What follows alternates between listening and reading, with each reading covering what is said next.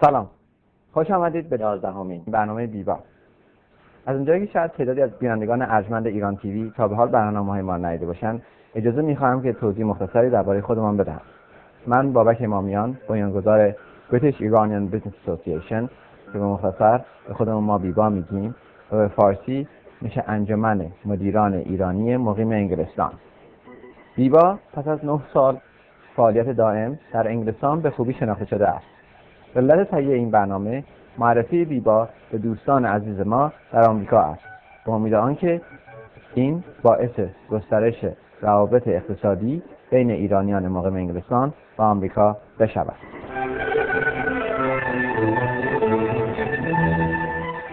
خوش آمدید به برنامه امشب. برنامه امشب ما موضوع تکنولوژی دوباره ادامه میدیم و من I'm very proud که افتخار میکنم که 2 تا از دوستان بسیار خوبم، آقای دکتر جلال باقلی و آقای دکتر حسین یاسایی که هر دو بدون اقرار بگم two giants، حالا به فارسی میشه 2 تا غول یا 2 تا چی در رشته تکنولوژی. امیدوارم این غول بودنش منظور بعید نباشه، منظور بزرگی و قدرت باشه و دانش. و من هر دو فوق العاده داشتم. جلال که مدیر قبل از اینکه شرکت خودش شروع کنه مدیر عامل شرکت سونی سمی کانداکتورز یوروپ بودش. حسین مدیر عامل یکی از بزرگترین شرکت‌های تکنولوژی در انگلستان هست به نام ایمیجینیشن تکنولوژی. اول من از جلال تقاضا دارم که خودشو معرفی بکنه. من جلال باقلی از سن 18 سالگی به انگلستان آمدم برای تحصیلات دانشگاهی در رشته الکترونیک و ادامه دادم تا درجه دکترا و بعد وارد صنعت الکترونیک شدم در انگلستان و در حال حاضر در یک شرکت به قول معروف استارتاپ، یعنی شرکتی که از صفر شروع کرده که در شهر کمبریج حدود 2 سال پیش شروع کردیم که محصولاتی بدیم برای مدارات آی سی که میتونید توی تلفن استفاده کنید که تلفن رو تبدیل کنید به یک تلفن تصویری به جای اینکه صوتی باشه. چرا شما رشته الکترونیک خوندی؟ علتش چیه؟ علاقه‌مند به این رشته یا اتفاقی بودش؟ از بچگی علاقه داشتم به دستگاه‌های الکترونیکی کوچیک. واسم همیشه قابل تعجب بود که چطور میتونه یه دستگاه به این کوچیکی کارهای متفاوت انجام بده، چقدر این به قول معروف اینتلیجنس داشته باشه. اوکی، very good. حسین جان اگه میشه اینترودیوس کنه خودت رو معرفی کنه لطفاً. من حسین یاسایی، من در سال 1976 خیلی مثل جلال اومدم به انگلیس برای دیپلمم. اینجا در الکترونیک لیسانس و دکترا گرفتم.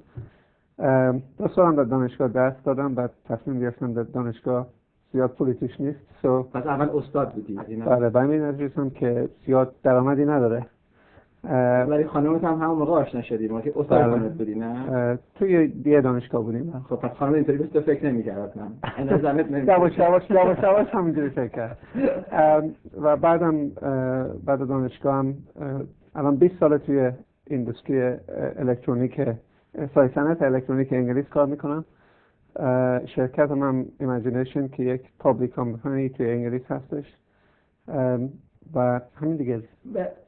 شما چی؟ شما مثل جلال از کوچیک خوشت میومد در این نفسی یا علت دیگه؟ فرضاً من از بچگی خیلی علاقه‌مند به الکترونیک بودم. یادم میاد مادر بزرگم میومد با اتوش میگفت میشه اینو درست کنی که خیلی خنده‌دار بود در اون وقت. و بعد خیلی توی ایران هم اون وقتا به این سادگی نمیشد کامپوننت های الکترونیکی پیدا کنی، چیزای عجیب غریبی درست میکردن، ولی وقتی که اومدم انگلیس دیگه خیلی راحت تر بود. و اوکی خیلی خوبه. خب من اگه با اجازه از شما شروع کنم and you were working for a Japanese company if I'm right, right? Yes. For Sony Semiconductors Europe, right? That's correct. Okay, just before I get into more serious questions, there's a saying, they say in order to go high in Japanese company, you've got to be able to play golf. So are you a good golf player? Is that how you got your promotions? Absolutely not. You have to be a good golf player to get promotion, but in my case that wasn't the case. So how did you get your promotion? Unfortunately, I had to work very hard. Okay. And you get a lot of finance from Japanese banks or institutions then you must be a good golf player. We actually have a lot of Japanese customers. Majority of customers are Japanese, and I think to be successful in Japan, in addition to having good products, you have to either play golf or sing karaoke extremely well. I'm not good at golf, but I'm not too bad at karaoke. So that's how you got your customers. That sort of helps. Okay.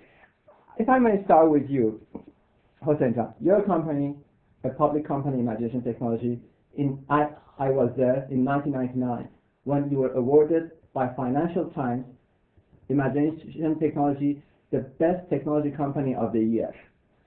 People were pouring money into tech sector. Everything was fine. You were the heroes of our time. 4 years on, everything has changed. What happened? I think as far as the company is concerned, we're about 1,000 times stronger than we were 4 years ago. The only thing that has changed, the sentiment in the stock market has changed, but that's normal. It's cyclic. It will come back, and I think people will realize a good tech company is a good tech company, no matter whether it's 1997 or 2003. So it will happen again. So I think what happened was a lot of people moved into tech stocks thinking that they were underexposed, and the worst thing was the internet bubble. Why? Why was it like? Because there was nothing special about it. I was always puzzled by what was so big deal about it. It's just a channel. You know, you go to shops, high street, and buy something, or malls in US, and internet is nothing more than just a channel. Why did we fall for it? You tell me. I didn't. So I think what happened then, sort of tech and internet became one of the same thing. The bubble burst, and I think the good tech companies always are good tech companies. If the technology is right and the strategy right, it always works. Because the world belongs to technology. The brave new world is through the technology. Everything we have is through technology. Absolutely. I just can't work it out. People writing off technology. But as I said, my company is about 1,000 times stronger today than 4 years ago. In fact, last year, which is probably the worst year in the tech history, we closed some of our best deals with Intel, Texas Instruments, Sharp, and Hitachi, some of the top brands in the industry. Okay, so good news on your side. Absolutely. Now, you were working for Japanese then, for Sony Semiconductors, right? That's right. They were having a recession time since 1990. The banks were in trouble. The stock market was down. Was that affecting your company or your job? How did you survive? And since then, the tech stock has gone down. So how has it affected you? Not a lot, actually. Japanese companies are not so, I guess, responding to the stock market as much as Western companies. Why not? They tend to have a different culture of funding and finance in Japan, which is more long-term.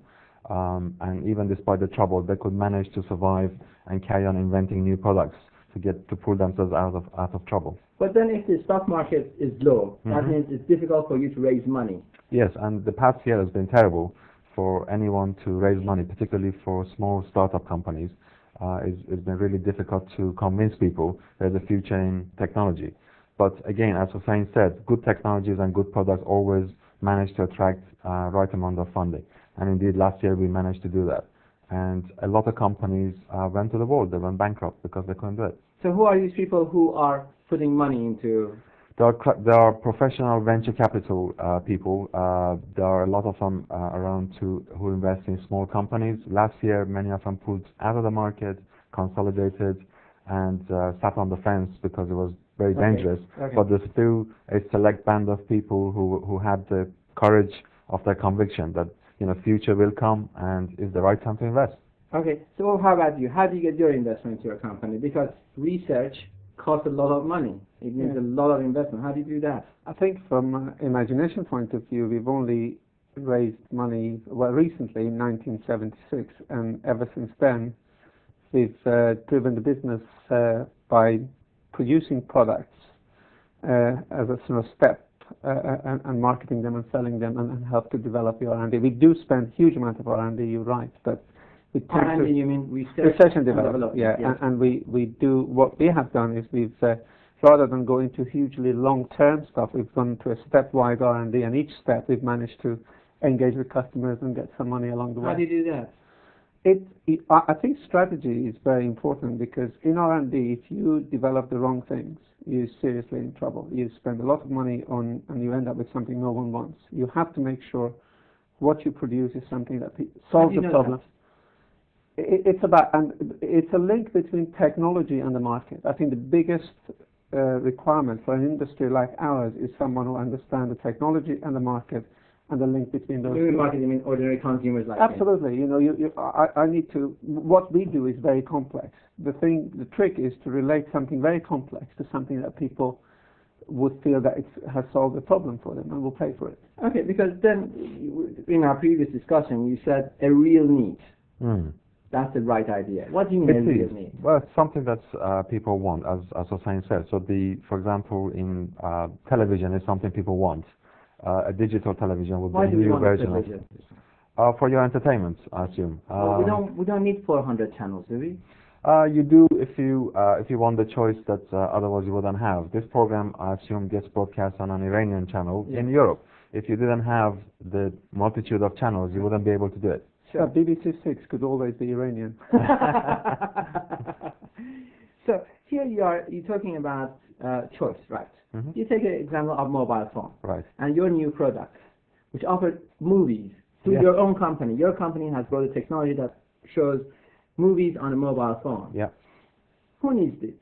Oh, it's as one could imagine.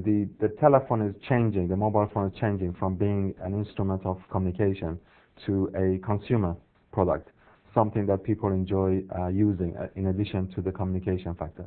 So if you visit, for example, the Far East, Japan, Korea, a lot of the phones are in the hands of teenagers, and it's got a social purpose. It isn't just purely for communication. They play games with it.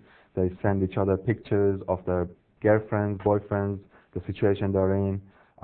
Most of the use is actually a day-to-day consumer use rather than calling people to talk. Well, Hossein, this is what Jalal was saying. I quite agree. But let's take my mobile phone. It's got so many functions that I don't know what to do with it. Do I need all these? And I need a weekend course just to do this, to understand how to work out my mobile phone. Yeah, I completely agree with you. I think the issue has been historically because of the limitation of the technology and the fact that we engineers tend to approach it from a computer science point of view. With features end up in the phone. What do you mean? You mean just because it's easy for you engineers, you presume everybody's we're trying to sort of solve certain problems, and you put that kind of feature in. But part of it is technology limitation. In fact, an example I want to give: text messaging, text feature in a phone was a last-minute afterthought by the engineers. But look at it today. The most important element in a mobile phone is text. But Hossein, how to make it easy for me to send texts? This interactive thing between. The future of all these mobile phones is about making the user interface to human very simple and very easy. If you want mobile phone or any technology? Well, devices, radios. You also see convergence. Your Walkman, your radio, your mobile phone, your PDA. They're all coming together in different mix and matches. But the most important thing is that they need to solve the problems you have or the interest that you have. If you want to watch your football scores, you can see it on your mobile phone. If you want to listen to music, you can do it. If you want to talk to your girlfriend and send some cool message, you can do it. But how do you make this mobile phone or this video camera or the video recorder friendly use? There's so many digits on it. Yeah, I think the issue is human beings are used to audio, video, and pictures. Mobile phones are little text and some keys. The transition is moving from keys and a small screen to sound, pictures, and everyone could relate to those much better. Okay, then when you're trying to get investment, let's take your case, but I was going to bring another question, but I mean, is that how you go to investors and say, look, I'm going to make this video recorder more friendly use, and people would want it, but at the same time would have more function. Is that how you approach your... Yeah, or we'll take the phone and we say, this phone can be much more user-friendly if you can communicate through pictures rather than, for example, by sound. We haven't, invested in technology for human-to-machine interface. It was mostly people-to-people. But even a phone, you can have features, for example, you can say name of somebody and their phone number will dial. You don't have to actually dial the number. Or you can listen to a text that somebody sends to you, which can be read automatically to you, so you don't have to read it. This kind of features make future telephones a lot easier to use than they are today. So you're going to have our robotic friends. So they would sit next to me and listen to all my problems. No, it's your phone. Your phone will become your friend, and you can talk to it. You can ask it to do things. Will it react back to me? Absolutely, yes. Okay. Now, Jalajan, you moved your company to Cambridge area, near Cambridge University. Yes. And a lot of people consider it as the new Silicon Valley or the existing Silicon Valley of UK. Is that why you moved there? Is it because... There are 2 or 3 centers of concentration of technology in the UK, and Cambridge is an area which basically fashioned itself after Silicon Valley in the US.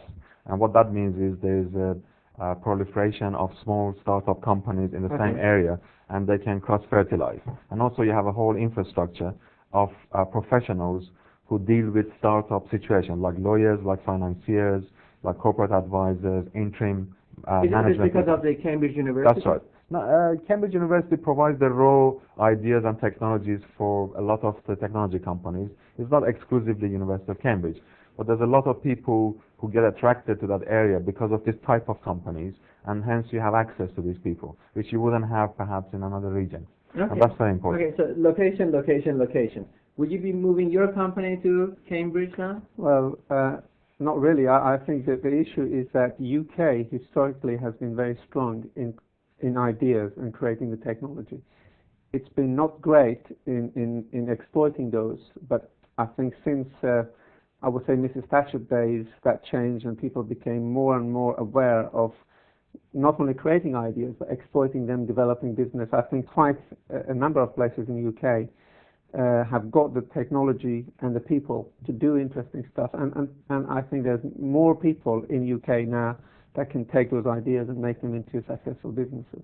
So what are you saying? You don't necessarily have to be in Cambridge. I don't think so. I think we're around Thames in London area. Bristol is the same. Some people call Bristol Silicon Gorge. So that's another. So there's 3 or 4 places in UK that have concentration of Silicon Valley kind of environment. And the key thing is there are people with skills, and there also now the ability to exploit those in the marketplace. Okay, thanks very much. Now, Jalajan, with people who are in your business with so much difficulty nowadays in tech sector. By the way, I'm pro tech sector. I believe in technology, and I like to help them. And I truly believe the world belongs to technologists. But not everybody at the same time has the same sentiment as earlier Hossein said.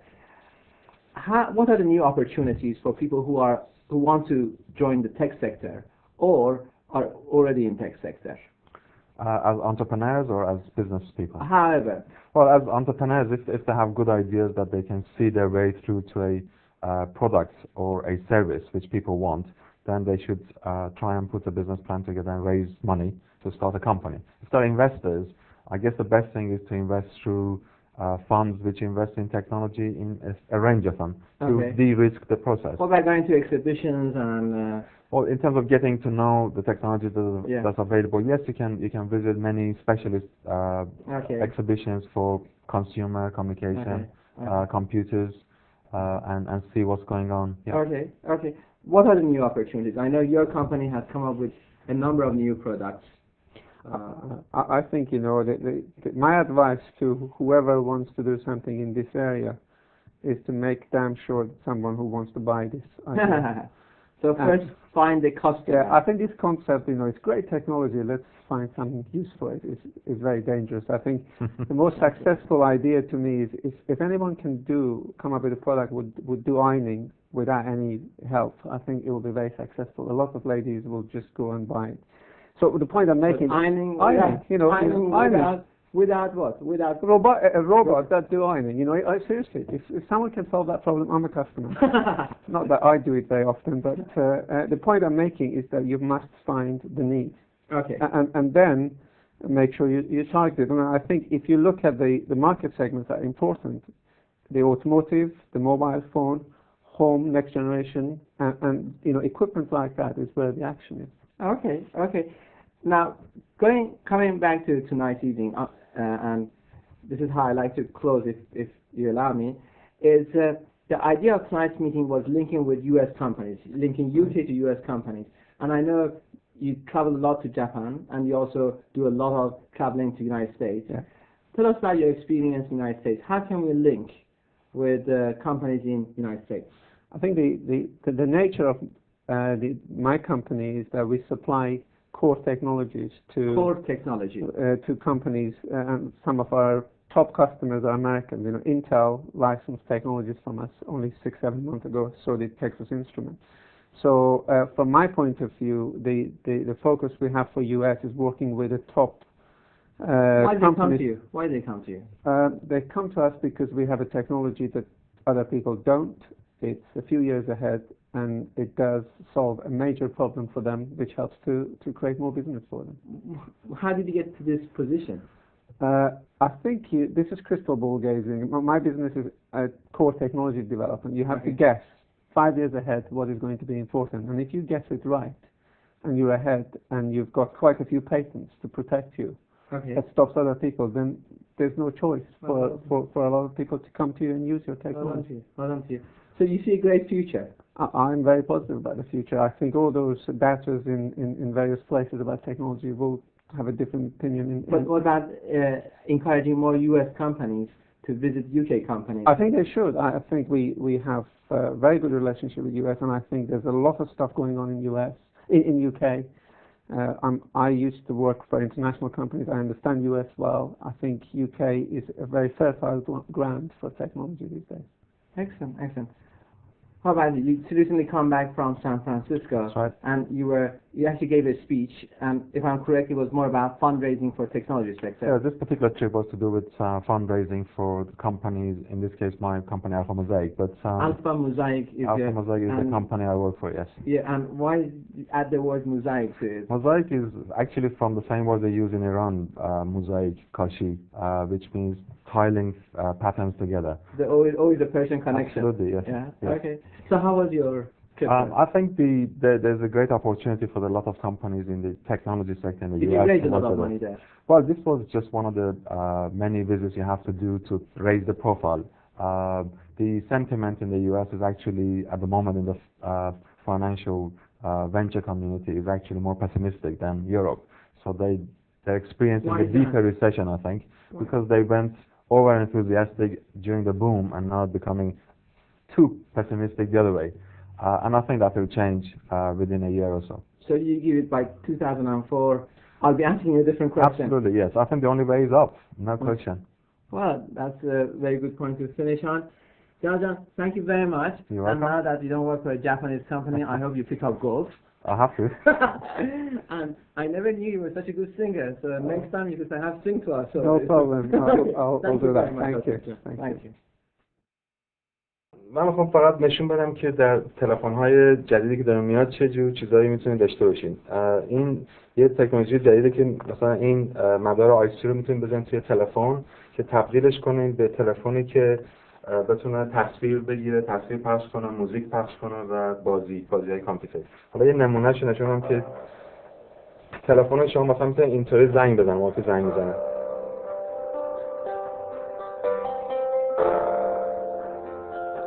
این یه نمونه مثلا زنگه. بعد یه چیز دیگه ما نشون بدم، مثلا میتونید روی تلفن تیکای فیلم نگاه کنید.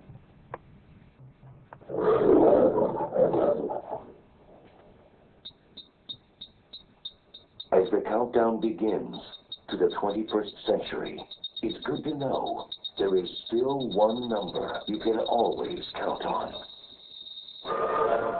Bond. Bond.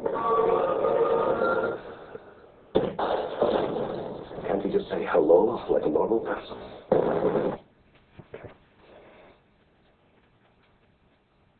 و بعد مثلا میتونید موزیک گوش کنید.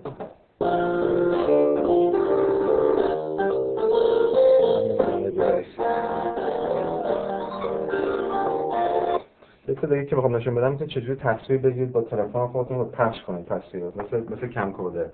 اینطوری من الان میتونم عکس آقای یسایی بگیرم. فیلم رو من چارج میکنم برای سرویسم. بعد من الان این اگه بذارم اینجا و پخشش کنم شما میتونید ببینید. زوم، دیجیتال زوم.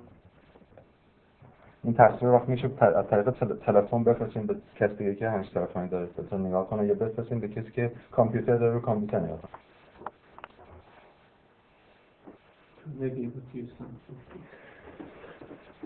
خوبه. امیدوارم که از برنامه امشب لذت برده باشید. شب بخیر. شما را به خدا میسپارم. به امید دیدار.